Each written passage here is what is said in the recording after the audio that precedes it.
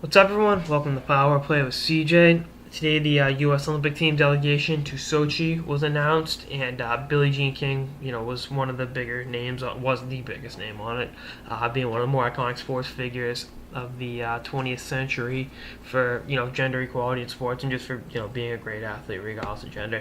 And the other name that stood out to me, besides the politicians, I should say, was Cahow, former Harvard hockey player, member of Team USA, two-time Olympic medalist.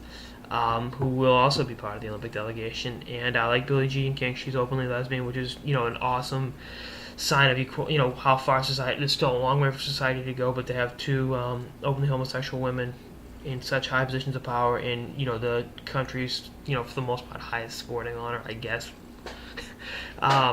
And we'll talk about the other part of that in a second. But just talk about Kate. That's a tremendous honor for not only hockey but for New England hockey. Connecticut native.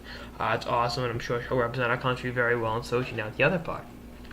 I don't like talking politics on this show, but I've gone out of my way to discuss the gross violations of human rights on behalf of Vladimir Putin in Russia to its homosexual population. And I've never talked about it on the show here because it's irrelevant. But I've been critical of President Obama at times. I think as most Americans have. But I really love what he did here. To have two highly respected homosexual women going over to a country that is homophobic or not homophobic, but in terms of its leaders, persecuting members of that community, and to have, like I said, two of the more high-profile members of the U.S. delegation be in that persecuted group, I think is a testament to just how America does things.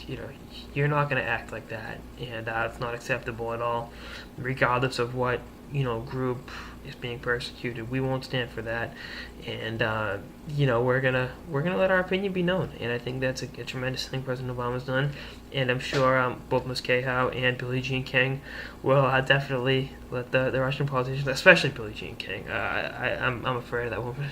She's in her 60s, and I think she'd still slap the shit out of me. So it's pretty. And I'm not talking about the tennis bracket either.